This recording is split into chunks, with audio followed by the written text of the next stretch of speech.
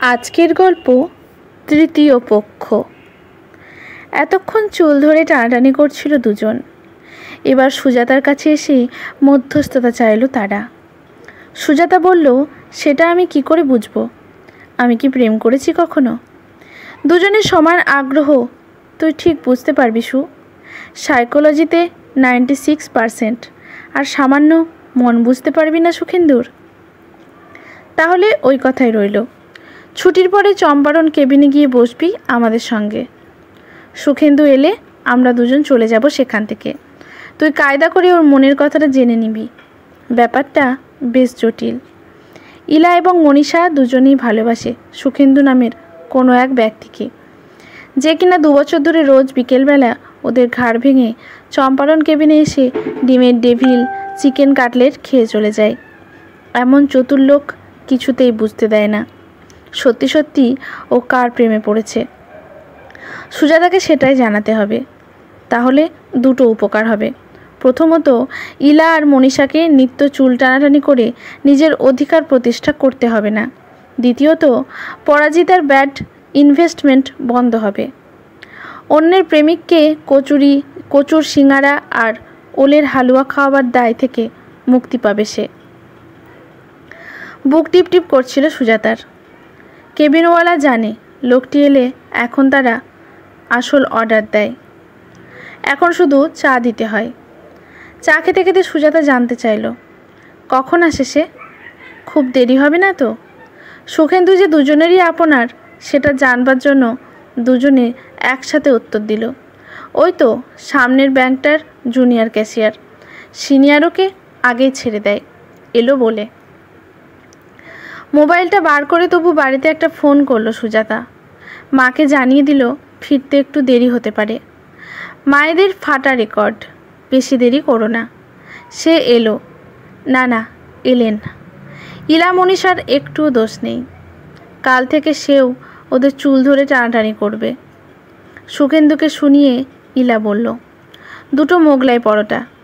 মনীষা গলা আরও তুলে বলল, মাংসের ঘুগনি 2 প্লেট। সে কি তোমরা খাবে না? প্রশ্ন করল সুখেন্দু। না, আমাদের একটু কাজ আছে। বুক টিপ টিপ সুজাতাকে অচেনা এক পুরুষের কাছে ফেলে রেখে চলে গেল ওরা। খুব ঘাম হচ্ছে সুজাতার।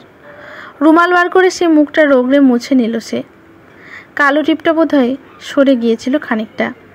সুখেন্দু অত্যন্ত সাবলীলভাবে সেটা এক জায়গা থেকে খুলে নিয়ে সঠিক জায়গায় পরিয়ে দিল। উত্রল হৃদয় রক্ত পথ পেলে সবটা দেহ থেকে ছিটকে বেরিয়ে যেত সুজাতার। অর্জুন যখন পথ থেকে সুভদ্রাকে রথে তুলে নিল, সুভদ্রা তখন শক্ত হাতে রথের রশি কী করে ধরেছিল কে জানে। সুজাতা হলো বেসামাল হয়ে ঘোড়ার পায়ের তলায় পড়ে যেত। ইলা এবং মনীষার বরাত দেওয়া কাজ করার যোগ্যতা এবং ক্ষমতা তার নেই। কাল সে মাপ চেয়ে নেবে। ফরমাস মাফিক খাবার এসে গেল। কাজ না করেই খাবারটা খেতে বিঘ্ন বোধ করছিল সুজাতা নির্বাক, তাই বলার মতো কিছু ছিল না সুখেন্দুরও। সে খেয়ে উঠে যাচ্ছিল যেমন রোজ যায়, আর চুপ করে থাকার উপায় ছিল না সুজাতার। এ কি, আপনি চলে যাচ্ছেন যে? এদের পয়সা দেবে কে? আমার কাছে কিন্তু কিচ্ছু নেই। ফিরে এসে বসলো সুখেন্দু। তারা নেই, আপনি ধীরে সুস্থে খান, আমি বসছি। পেমেন্ট করে তবেই যাব। আসলে আপনার বন্ধুরা আমাকে পেমেন্ট করতে দেয় না, তাই তো আমার অভ্যাস খারাপ হয়ে গেছে। জড়তা কিছুটা কেটেছে সুজাতার। ওরা বড় বড় অফিসারের মেয়ে। পকেট মানি যা পায় ইচ্ছে করলে হাতি পুষতে পারে। আমি একজন টিচারের মেয়ে। পকেট মানি বলতে টাই বাস ভাড়া। আজকের ফিরতি বাস ভাড়াটা আপনার বাঁচিয়ে দিতে পারি। যাবেন আমার বাইকে? খুব লোভ হচ্ছিল। দোপাট্টার প্রান্ত দুটো কোমরে বেঁধে মেয়েরা কি সুন্দর বাইকের পিছনে বসে হুশ করে চলে যায় পাশ দিয়ে। এ সুযোগ বারবার আসে না জীবনে। কিছুক্ষণ দোনামোনা করে সুজাতা বলল, বড় রাস্তায় বাস স্টপেজের কাছে নামিয়ে নেমে যাব কিন্তু। গলিতে ঢুকলে হাজার রকম কথা রটবে। তথাস্তু। আচ্ছা, আপনার কি খুব দেরি হয়ে যাচ্ছে? মাকে বলেছি আজ ফিরতে একটু দেরি হবে। তাহলে আর 2 কাপ চা বলি? আপনাকে আর একটু জানতে ইচ্ছে করছে। টিস্যু পেপারে হাত মুছে মুছে রুমালটা বার করে মুখ চেপে ছোট্ট ঢেকুরটাকে লুকোবার চেষ্টা করলো সুজাতা। তার এই প্রয়াসে মুগ্ধ হয়ে সুখেন্দু বলল, আপনি বেশ মেয়ে মেয়ে, কিন্তু আপনার বন্ধুরা একটু অন্যরকম। অবশ্য আজকের যুগে ওটাও দরকার, কিন্তু আপনি ওদের দলে পড়লেন কি করে? ওদের একটা কাজ করে দেবার দায় ছিল আমার, পারলাম না। এমন কি কাজ বলুন না, আমিও চেষ্টা করে দেখি। আমি বলেছিলাম কখনো প্রেম করিনি, আমি পারবো না। ওরা বলল, তুই সাইকোলজিতে 96 পেয়েছিস, তুই ঠিক পারবি। ব্যস্ত হয়ে পড়ল সুখেন্দু। কাজটা কি? ওদের দুজনের মধ্যে কাকে আপনি ভালোবাসেন সেইটা জেনে নেওয়া। রামু, ভালোবাসতে যাব কেন? ওরা পাড়া দিয়ে খাওয়াতো, আমি পেট ভরে খেতাম। দাঁড়ান, ব্যাপারটা খুলে বলি আপনাকে। আমি তো একা থাকি বাড়িতে, রাত্রিরে কে আবার হাত পোড়াবে? ব্যাংক থেকে বেরিয়ে ভালো মন্দ খেয়ে যেতাম এখান থেকে। খুব একটা খিদে থাকতো না পেটে। 4টি মুড়ি খেয়ে আর কাঁচা লঙ্কা চিবিয়ে রাত কেটে যেত। এখানেই আলাপ ইলা আর মনীষার সঙ্গে। ওরাই তেড়ে এসেছিল আমার দিকে। ওই যে আপনি বললেন না একটু আগে ওরা হাতি পুষতে পারে, সেই হাতিটি পুষেছিল আমাকে। এ অমলেট খাওয়ায় তো মাংসের সিঙ্গারা, এ মিল্ক কেক খাওয়ায় তো পাটিসাপটা অর্ডার দেয়। ওরা দিল খুলে খাওয়ার, আমি প্রাণ খুলে খাই। এইটুকুই সম্পর্ক আমার ওদের সাথে। তবে হ্যাঁ, আমার পাচনতন্ত্র সমান ভালোবাসে ওদের দুজনকে। একটু থেমে লাজুক লাজুক হেসে সুখেন্দু জিজ্ঞেস করল, আচ্ছা ওই কথাটা সত্যি? কোন কথাটা? ওই যে আপনি বললেন না একটু আগে প্রেম করেননি কখনো, কথাটা সত্যি? ওমা, মিথ্যে বলতে যাব কেন?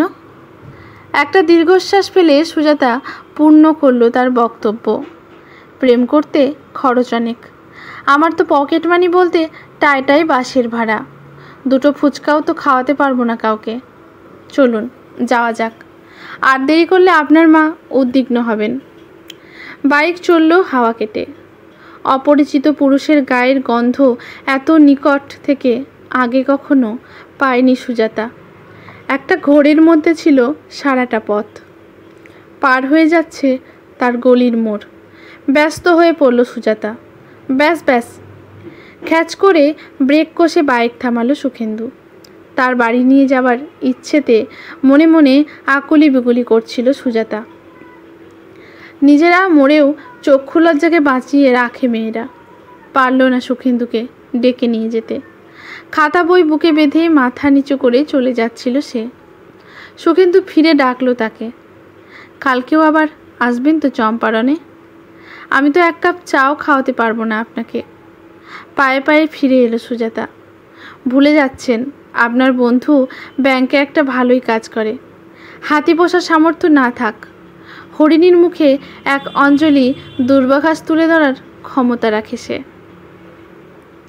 এদিক ওদিক তাকিয়ে সুজাতা বলল, বেশ, যাব কাল। এখানে অনেক চেনা জানা লোক আছে।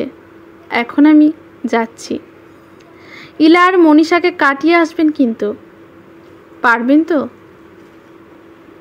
উত্তর দিল না সুজাতা, হেসে চলে গেল।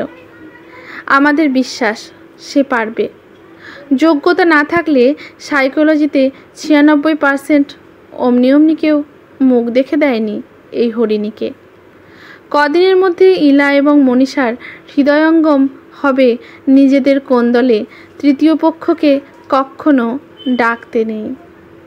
আজকের গল্পটি লিখেছেন অলোক রায়। গল্পটি যদি ভালো লাগে লেখকের প্রতি শ্রদ্ধা জানিয়ে একটি কমেন্ট করতে ভুলবেন না। লাইক শেয়ার করে পাশে থাকবেন। ইউটিউব থেকে দেখলে চ্যানেলটি সাবস্ক্রাইব করে বেল নোটিফিকেশানটি অল করে দেবেন। ফেসবুক থেকে দেখলে পেজটি ফলো করে রাখবেন। ধন্যবাদ।